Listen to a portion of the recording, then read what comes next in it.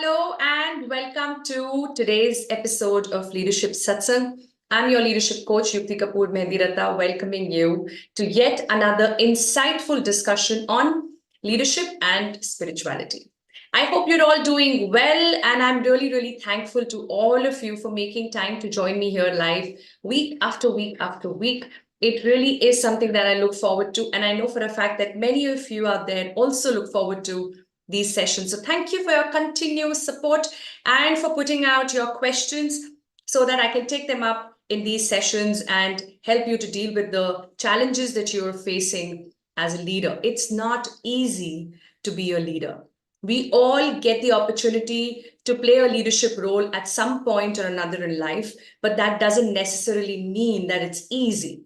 It also doesn't mean that you need to have a knack to deal with the challenges, as if you were expected to be born with all the qualities required to play this leadership role that you were asked to play or that you really wanted to play. What it does require is conscious learning. Nobody is a born leader. No one. And that's my strong belief. I think that leadership is a summation of 100 plus skills. And no one person is born with all the skills required to be an effective and impactful leader. So what we need to do is to identify our gaps and then consciously learn how we can bridge these gaps so that we can deal with people in a better way, so that we can manage the challenges that we are facing. It's not as if challenges will not exist if you start learning, but you will know how to deal with them more effectively. And that's what the whole learning journey is about in leadership or in life. So that is the purpose, that is the intention behind putting Leadership Satsang together for you all. I take the liberty of calling this as a satsang because I believe that we're not only in a good company of each other, but we're also trying to find that goodness from within us. We're trying to be a better person. And we're trying to consciously evolve to our higher version, our next version. And I know I'm talking about you when I say all this, because that's the only reason why you would be here live every Tuesday at 8 o'clock. Because you are consciously working at some aspect of you that you know can be a better version. And let me tell you this, it's not as if there is any exception to the fact that people need to work on themselves and improve themselves more consciously. It's just that not many of us are aware of what those gaps are and if they exist. And that, to my mind, is a bad space to be in. Because if you don't know what you need to fix, it can never be fixed, right? And if you do know what needs to improve, there are multiple ways to do that. This platform is just one of them. On that note, let us bring ourselves to this moment completely before I take on the topic that I've chosen for today. And I will tell you why I choose to talk on this topic. But first, let's meditate together with the chant Om, as always. And I would encourage you to say it out loud in your own space if you can, so that you can create and feel the vibrations of this beautiful, universal, powerful chant. How do we do it? We keep our spine straight, shoulders relaxed, sit comfortably wherever you are, loosen up from your waist or any part of the body where you're feeling a little tight. Make sure that you can breathe in and out comfortably. Just for some time, let's forget about the rest of the world. Let's forget about all the problems in and around, and let us just breathe consciously. 5 times we will chant Om together. And the way to do it is to inhale deeply. And as you exhale, you start the chant and keep chanting till you can exhale. So I'll show you once, and then I want you to join me. So we inhale. And then as you exhale, you start the chant.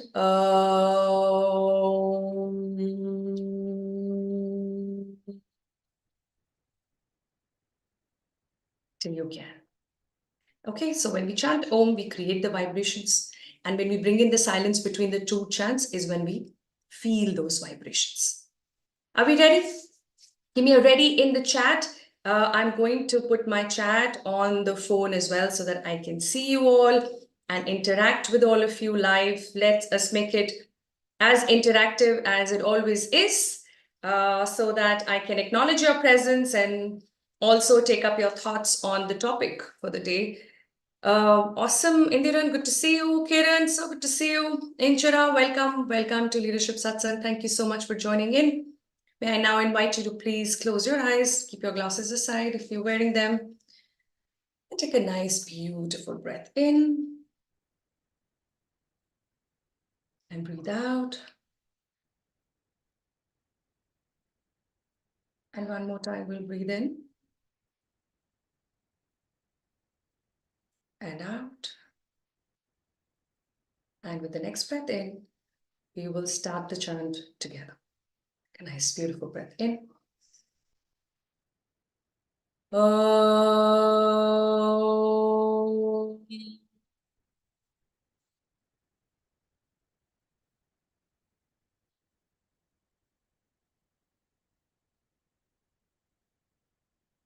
Om.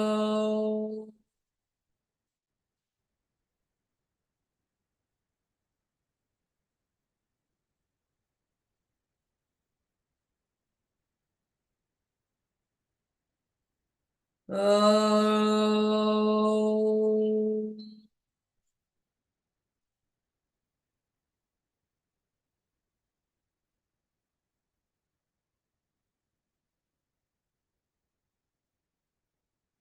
Om.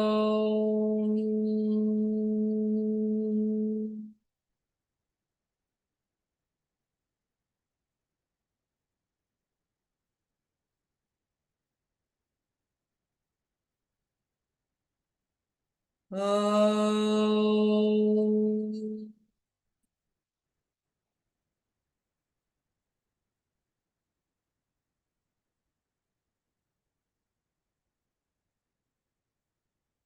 Shanti. Shanti. Shanti.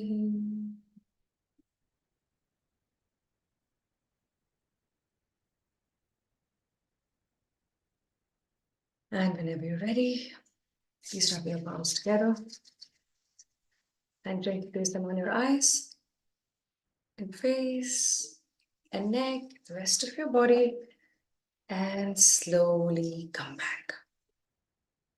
There we go.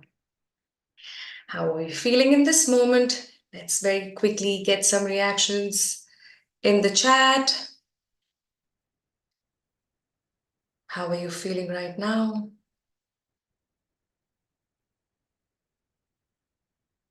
Where are you joining in from?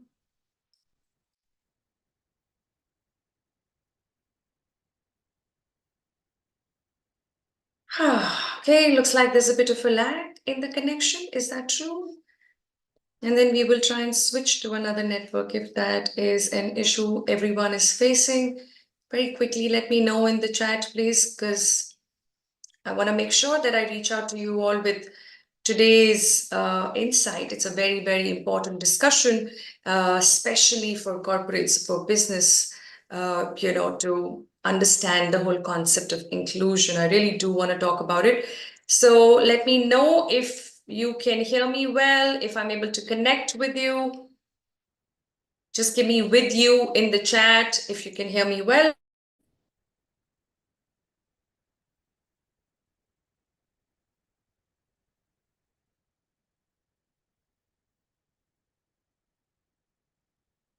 Yes. Okay, let's have video in the chat if this is working better. I've switched the network to something else so that we have the tech glitches taken care of. And I hope it is taken care of. All right, in the meantime, I will welcome Dipashri to the conversation. Pulkit, welcome. Good to have you here. Hope you're recovering well, Pulkit. All right, assuming that you're all here with me, I will take the next step forward into our discussion on inclusion. And that is the topic today. The topic is to inspire inclusion. And as Inchira rightly said, this is the theme of International Women's Day 2024.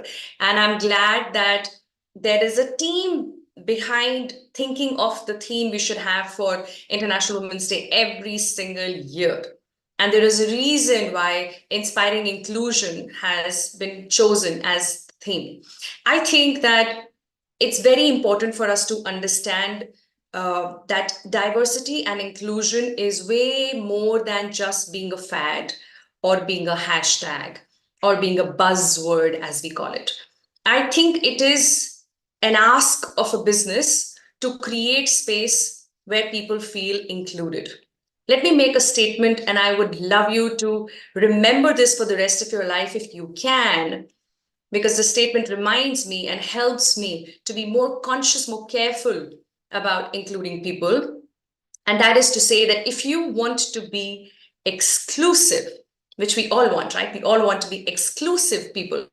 If you want to be exclusive, then you have to be inclusive first. And I keep saying this over and over and over again in so many of my sessions and my talks, because it's important that people understand no one can be successful by themselves. We need the support of people around us to add to our success as much as we can add to theirs, right? So you don't win a race if you're the only one running on the track, isn't it? You need to have people around you to support you, to be with you, even if that's for the reason to compete with you. Without them, there is no success. So when we all come together is when we create success. If you want to be exclusive, then you need to be inclusive first. Inspiring inclusion is not a favor that you will do to your organization or to the people you work with in your team. It is a huge favor, however, that you will do to yourself. Because when you inspire inclusion, which means when you encourage people to be a part of what you're doing, to be a part of the project, to be a part of achieving that goal, that bigger picture, is when you're able to bring in the complementary skills required to get there. None of us have all the skills. Like I said at the start of this session today, that leadership skills is a summation of more than 100 different skills. Negotiation is leadership, right? Conflict management, emotional intelligence is leadership. Critical thinking is leadership. Creativity is leadership. Innovation, culture, vision. All these are different aspects of leadership. And you might be good at a few, you might not be that good at a few others. So what do? We come together so that we can complement each other's skills and bring the best combination required for us to achieve the best results. And that's how important it is for us to be inclusive. So where is the challenge? I'm sure we all agree that being inclusive is important and not just a theme, but really important for us to achieve. Then where is the challenge? Before I share the challenge, I want to know from you all, what do you think is the challenge that you face in your environment? Like when you think that you are not being included, or inclusion is not being encouraged, or we are not creating the right environment, the right space for people to have a say, to be included. How and what makes you feel lack of inclusion in your own professional work environment? Okay, looks like we're really struggling with the network today. I'm going to make another attempt to switch to the third network and hope this works.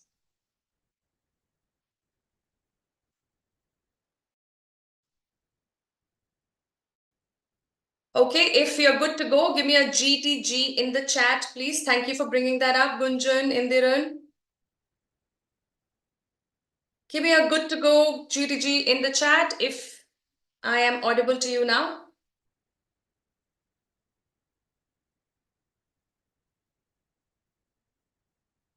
Yeah, are we good to go? Okay, let me check here as well. Happens sometimes, and that's all right. I'm right here. And we will make sure that you go back with some new learning on how to bring in more inclusion. So give me a GTG and I will know that I am reaching out to you now. I'm going to wait for that. Yeah, I'm going to wait for that. I'm going to wait for that. You will have to tell me that I'm reaching out to you.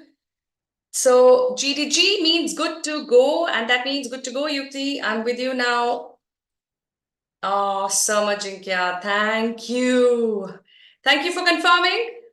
Thank you. All right, so here is the challenge that we face with inclusion. The challenge is that it is too complicated a word. It is just limited to English. Diversity and inclusion is somebody else's responsibility. Many organizations now have a department, and they have a head of that department called the Chief of Diversity and Inclusion. And that was with the intention to penetrate into the culture and bring in the necessary changes. But what happened? The contrary. What happened? The people thought, oh, okay, so now the chief, there's somebody called a chief of diversity and inclusion, तब ये उसका problem है कि कैसे inclusion create करना है और कैसे diversity manage करना है. It's not my department. So in a way, I feel it's a blessing in disguise if you don't have a head for as a chief of diversity and inclusion. Because if you don't, then you should assume yourself to be one. It is every single individual's responsibility to create that culture of inclusion in their department, in their teams, in their organization. So I want to share with you 3 ways in which you could inspire inclusion in your work environment. Would that be useful? If yes, then give me a BIO in the chat, because that will also confirm to me that I'm still reaching out to you, because today we have a very, very crazy issue with tech, it seems. So give me BIO in the chat to confirm that you would like me to bring it on and share with you 3 ways to inspire inclusion. Okay, hope I'm reaching out. Good Lord, I am not giving up on this at all. No matter how long it takes. I know you've got me, I've got you. We're right here, and we're going to do what we need to do to connect again with each other. So please give me a BIO in the chat if you can hear me and if you are with me.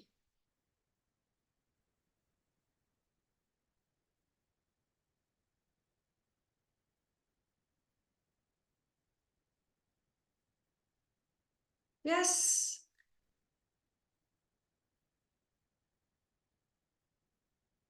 Okay, I'm still hoping to get a BIO, which is bring it on, and I need it so bad like never before.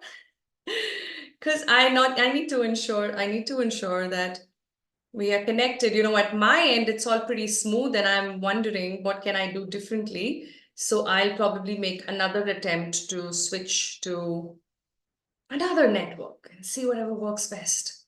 Please stay with me, guys. Thank you so much for your patience, and I'm really sorry about this, but a few things which are out of your circle of influence, as I say, and this is one of them. You know, I mean, we can just try and do our bit, and the rest of it will take its time. And we are ready to extend that time. So I'm glad that it's working smooth. Give me a BIO in the chat just to confirm that we are together real time yet again.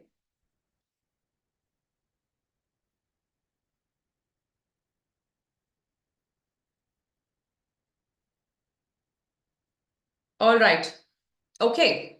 So let's take our conversation ahead and learn what are the 3 ways for us to bring in inclusion in our work environment. Now, let's look at the first and the most important lesson. And that is to remember that inclusion is a value.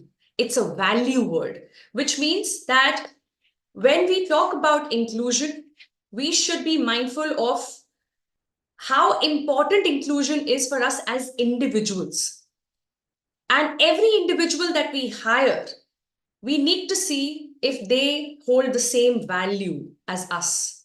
If one of their core values is inclusion, is the willingness and openness to take people along, their ability to include people to achieve success and not be a lone shiner, like not be somebody who just wants to stand out and get all the spotlight, but someone who is willing to share it with other people. In fact, Jim Collins writes it so beautifully in his book, Good to Great, that if you want to look out for a level 5 leader, look at a place where everything is going right, but there is no one person to take the credit for it.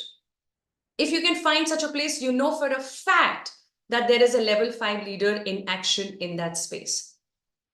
Nothing can bring up the need for inclusion as much as this statement does to me, right? You know, because it tells me that no matter how good you are, no matter how big a rock star you think you are, you cannot achieve as much as you can when you bring people together. And bringing people together is not something that you do with one organization and then you stop doing in another because wahan pe itna important nahi hai, yahan pe bahut important tha. It's not about the organization, it's about you. It's about inclusion being your value. And if that is your value, then you will create an organization which holds inclusion as an organizational value.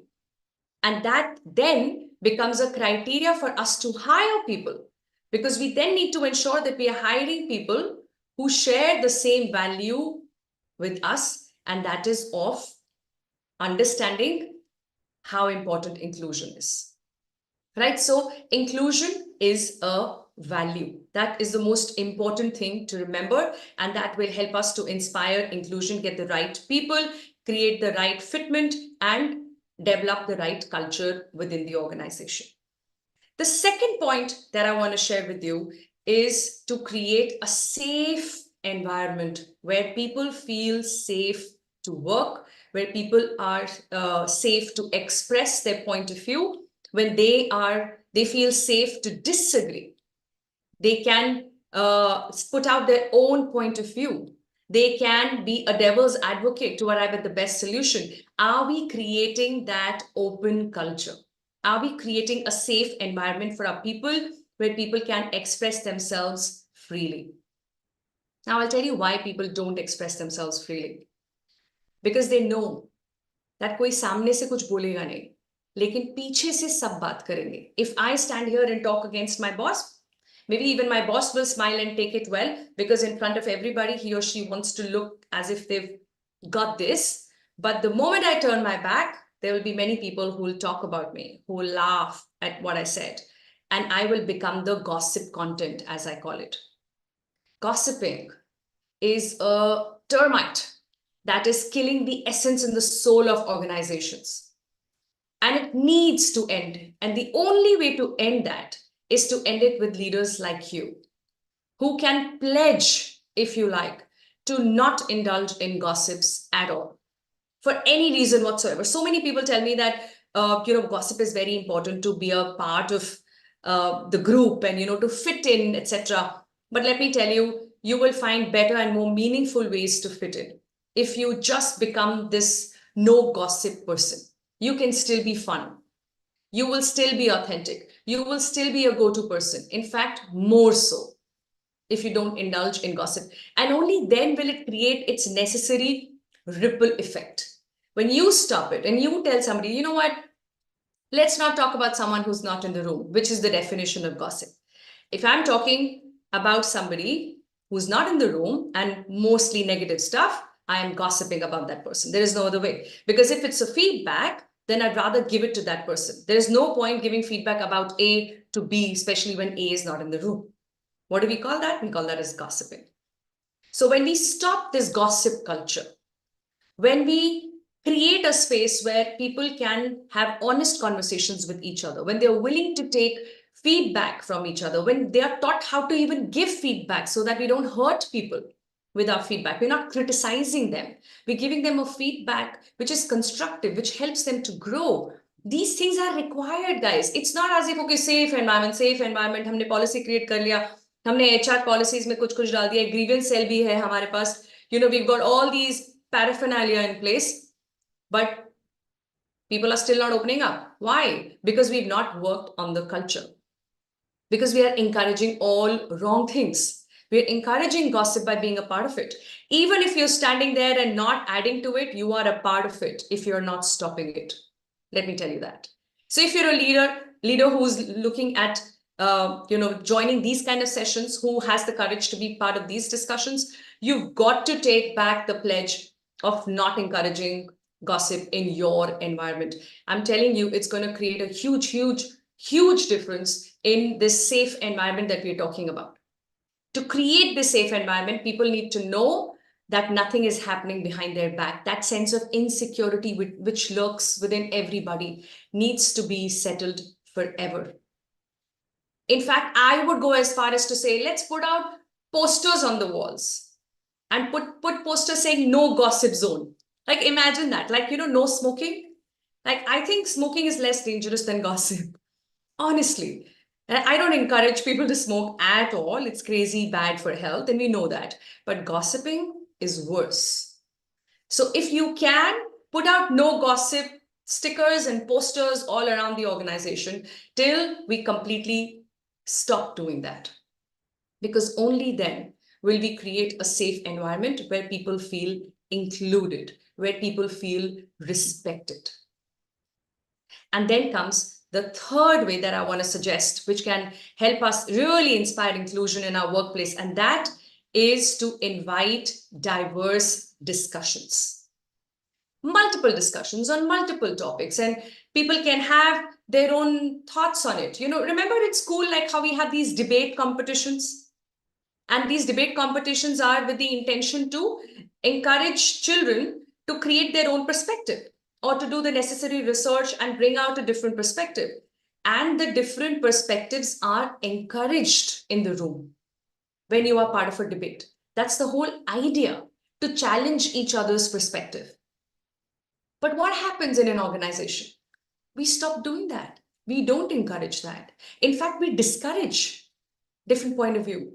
The point of view that trickles from the top is pretty much a mandate that needs to be followed till the last level. Now, of course, that has its own place and importance and purpose. There are things which needs to trickle down as a mandate. I absolutely get that, and it's important.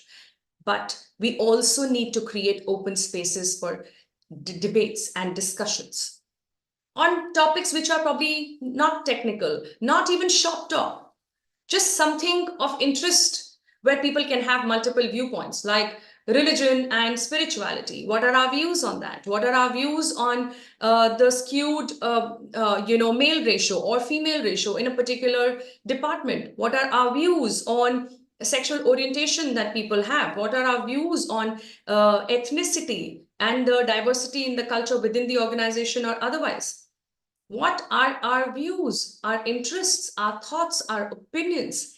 Just creating space to do that. And you can do that with a fun element attached to it. You could have like a round table conference or a round table session once a month, once a quarter, where the whole idea is to put lots of topics in a bowl, and you pick one topic, and then that becomes a topic for debate, and you just on the spot indulge in a debate for about half an hour, 40 minutes, 1 hour, whatever, and then go back to your workstations and do your bit. Great team building exercise, if you ask me.